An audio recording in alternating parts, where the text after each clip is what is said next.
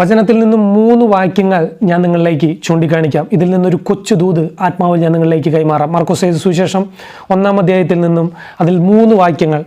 ഞാൻ നിനക്ക് മുമ്പായി എൻ്റെ ദൂതനെ അയക്കുന്നു, നീ എൻ്റെ പ്രിയപുത്രൻ, നിന്നിൽ ഞാൻ പ്രസാദിച്ചിരിക്കുന്നു. 3-ാമത്തെ വാക്യം, അവൻ്റെ ശ്രുതി വേഗത്തിൽ ഗലീല നാട് എങ്ങും പരന്നു.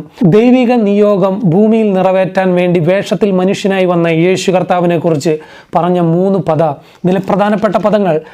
നിനക്ക് മുമ്പായി ഞാൻ ദൂതനയക്കും. ദൈവത്താൽ തിരഞ്ഞെടുക്കപ്പെട്ട പ്രിയ ദൈവവേദലെ, ഇന്നുള്ള പ്രശ്നങ്ങൾ കണ്ട് എന്തിനാ ഭാരപ്പെടുന്നത്?